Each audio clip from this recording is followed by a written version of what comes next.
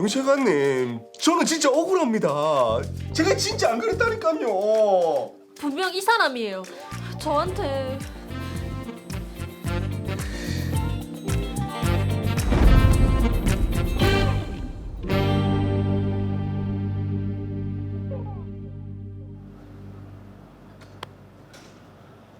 오, 친구야 반갑다. 무상아, 진짜 오랜만이네. 많이 기다렸나? 응, 나도 이제 왔다. 우리 오랜만에 자주 가던 거기 가서 한잔 할까? 응, 좋지. 자, 근데 빨리 가자. 시간 없다. 가자. 너무 대낮인데요.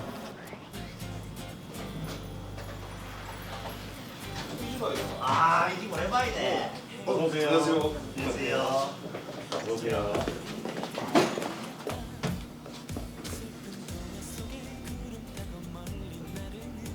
메뉴판 벽면에 보시면 있습니다. 아, 예. 짠.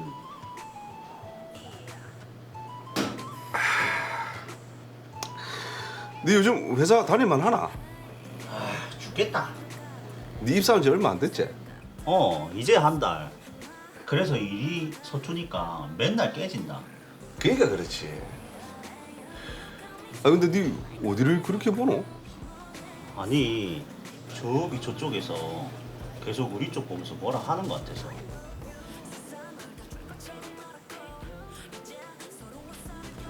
에이 신경 쓰지 마라. 자기들끼리 그냥 이야기하는 거겠지.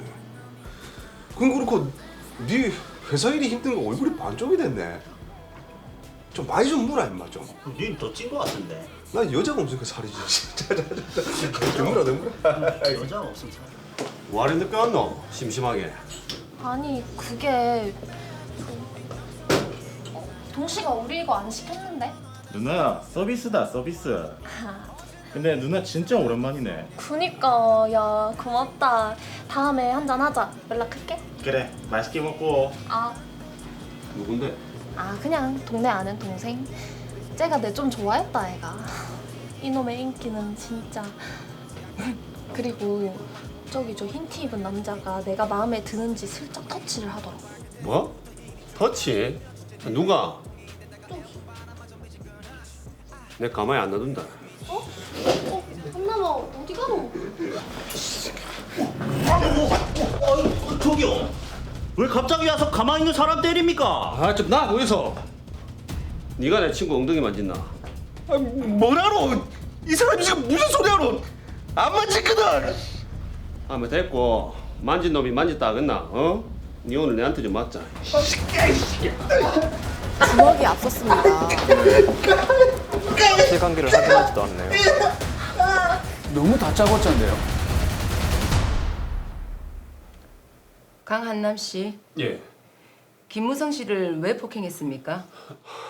아니 이 남자가 제 친구 엉덩이를 만졌다고 해서요. 아니 진짜 저는 안 만졌습니다. 저는 친구랑 가게에서 술 마신 죄밖에 없습니다. 강한남 씨 말이 사실입니까? 네. 제가 화장실 가려고 이 사람들 사이를 지나가는데 이 흰 티 입은 남자가 제 엉덩이를 만졌어요. 안녕하세요. 이런 부분이 있었군요. 그 느낌이 나서 바로 뒤돌아봤는데 분명 이 남자였어요. 아니 진짜 저는 너무 억울합니다. 저는 이 여자가 우리 옆에 지나가는 줄도 몰랐다니까요. 가게 알바생도 봤을 거예요. 저 남자 손님이 그렇게 하는 걸 봤습니까? 네. 저 여자 손님이 지나가는데 남자분 손이 그래서 여자 손님이 뒤돌아서 뭐라고 하는 것 같았어요. 진짜 저는 너무 억울합니다. 예? 진짜 하늘의 맹세코 제가 안 그랬습니다. 이 친구 말이 진짜입니다. 저 여자는 따지지도 않았어요. 저희는 술 마시고 있는데 저 남자가 와가지고 그냥 다짜고짜 때린 거라니까요. 저는 진짜 너무 억울합니다. 미치겠네. 진짜 미치겠네.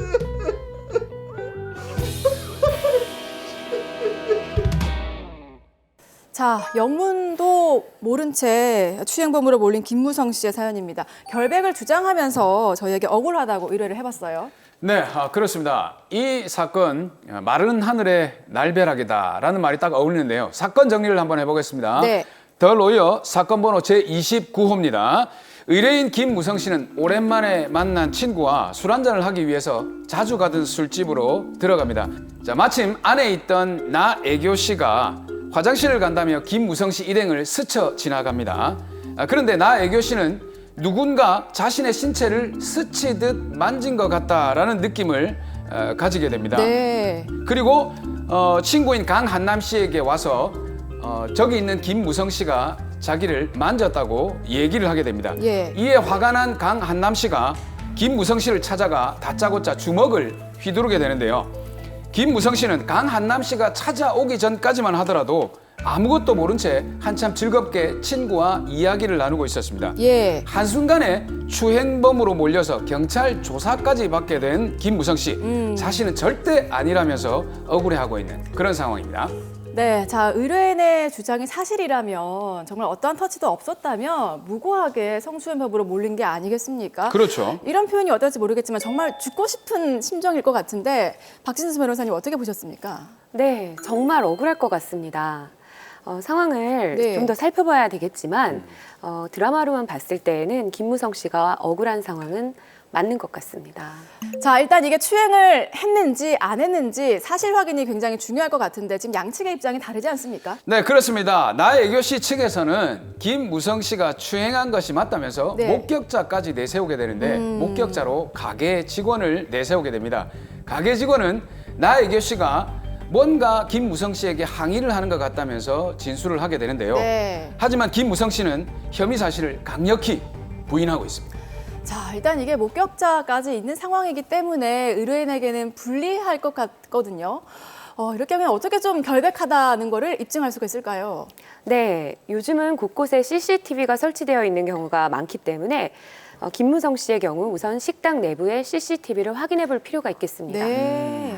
이 사건의 경우 당시 가게 안에 CCTV가 있었고 지금 보시는 바와 같이 김무성 씨와 나애교 씨 간의 거리는 손이 닿을 만큼 가까운 거리 내에 있었던 적이 없었습니다. 아, 그러네요. 김무성 씨는 다행히 자신의 결백을 입증할 수 있을 것 같습니다.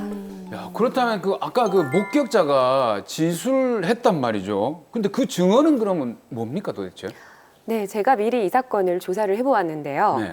목격자인 가게 직원을 경찰이 다시 불러서 추궁을 했습니다. 네.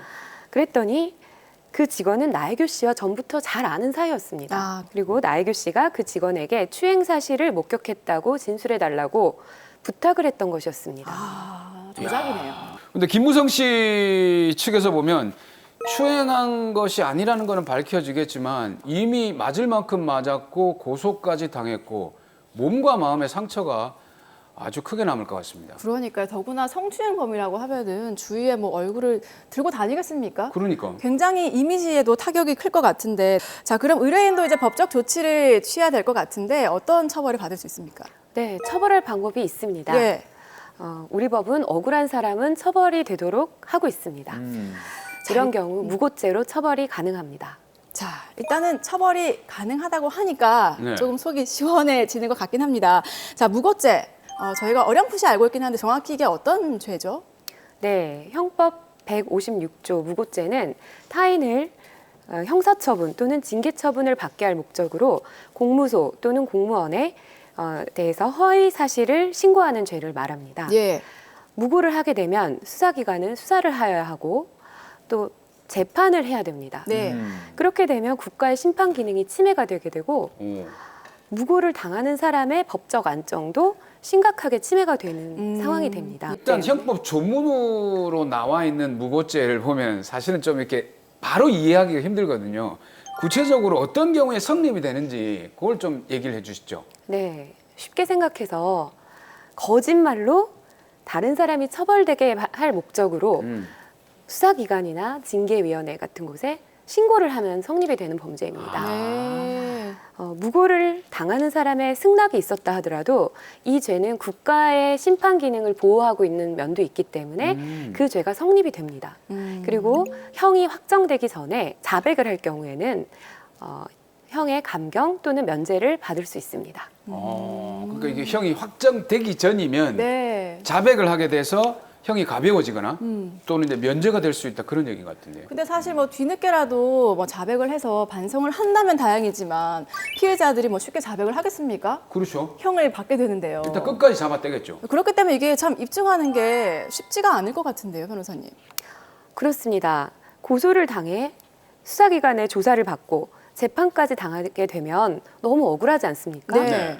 그럴 때 상대방을 무고죄로 고발하기들을 많이 고민하시더라고요. 실무에서는 무고죄의 고의는 입증되기가 어려운 점이 많습니다. 실제로 성립돼서 기소되기까지 어려운 경우가 많기 때문입니다. 네. 입증하는 것도 어렵고 성립돼서 기소되는 것도 어렵고 이게 왜 그런 건가요? 네, 무고라는 결정적인 증거가 제시가 되는 것이 중요합니다. 네. 이 사건의 경우 타인에게 허위로 목격 사실을 진술해달라고 부탁했던 것이 오히려 들통이 나면서 그것이 무고의 결정적인 증거가 되었습니다. 네. 무고를 고려하시는 분이 있다면 그와 같은 결정적인 증거를 찾을 수 있는지 변호사에게 상담을 받아보는 것이 빠른 길일 것 같습니다. 또 정말 한 사람의 인생에 얼마나 또 큰 트라우마로 남겠습니까? 때문에 좀 강력한 처벌이 필요할 것 같은데 이 경우엔 처벌 수위가 어떻습니까? 무고죄가 인정되면 10년 이하의 징역 혹은 1,500만 원 이하의 벌금에 처해지게 됩니다. 예. 실제로 무고죄는 그 괘씸한 것에 비해서 처벌 수위가 많이 높지는 않습니다. 네. 무고하는 죄가 무거울수록 무고죄의 처벌 수위는 높아진다고 할 수 있겠습니다. 네. 그러니까 이번 사건처럼 거짓말하는 게 성추행이라면 또 그 형벌과 살인죄를 거짓말하게 되면 더 높아진다는 얘기네요. 네, 아무래도 양형에 그렇게 반영이 될 수밖에 없을 것 같습니다. 네. 자, 그럼 드라마 속에 의뢰인을 성추행범으로 몰았던 나혜교 씨 합당한 처벌을 받아야 될 것 같은데 어떤 처벌을 받게 될까요? 네, 이와 비슷한 사건의 판례를 보면 나혜교 씨 같은 그 피고인이 형사처벌을 받은 적이 없었던 점이 고려되었는데도 네. 징역형이 선택돼서 오. 징역 6월에 집행유예 2년이 선고받은 사례가 있었습니다. 네. 아무래도 피고인이 증거를 작출해내는 등 그 방법이 집요하였던 점이 반영이 되어서 징역형이 선택되었던 것 같습니다. 네. 자, 그러면요. 그 상황을 목격했다고 증언한 가게 직원, 이 사람은 이제 거짓 직원이잖아요. 이 사람도 처벌을 받겠네요. 네, 가게 직원은 직접 신고한 사람은 아니어서 네. 무고죄의 방조범 정도로는 처벌이 될 수 있을 것 같습니다.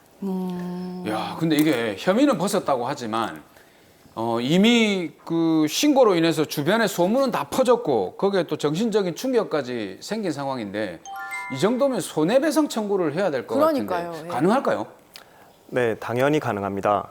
허위 사실을 신고해서 무고죄로 처벌받는 경우에는 허위 사실을 신고한 사람뿐만 아니라 여기에서 거짓으로 진술을 해준 가게 직원도 연대해서 이 피해자에게 손해배상을 해줘야 합니다. 네.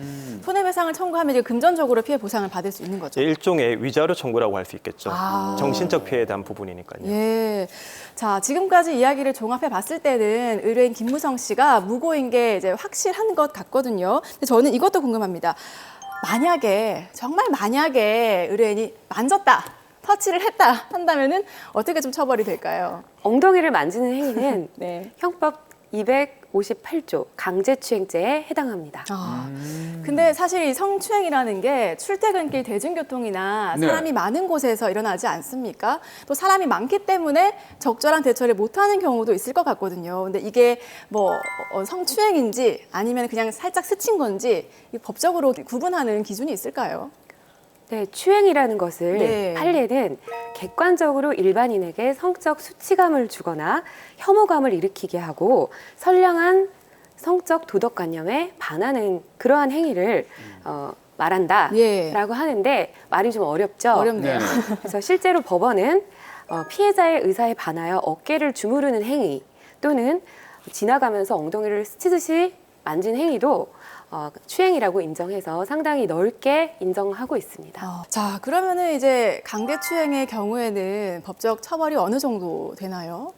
네, 형법 제298조 강제추행죄에 대해서 징역은 10년 이하의 징역, 네. 그리고 벌금은 1,500만 원 이하의 벌금에 처해지게 됩니다. 네. 그리고 벌금형 이상이 선고될 경우에는 신상 정보 등록이 되어서 10년간의 취업 제한에 걸리게 됩니다. 예, 그리고 시청자 여러분께 당부드리고 싶은 게 있는데요. 네. 강제추행죄로 벌금형을 선고받게 되면 성폭력처벌법 42조에 따라서 신상 등록 대상자가 되시고요. 네. 그렇게 되면 10년 동안 매년 1회 관할 경찰서에 출석하셔서 전신 촬영을 하셔야 됩니다. 아, 그래요? 그래서 대부분의 분들이 벌금만 내면 끝났다고 생각하시는데 성범죄로 벌금형을 받게 되시면 10년 동안 관할 경찰서에 가셔야 된다는 점 반드시 숙지하시고 조심하시기 바랍니다. 예. 자,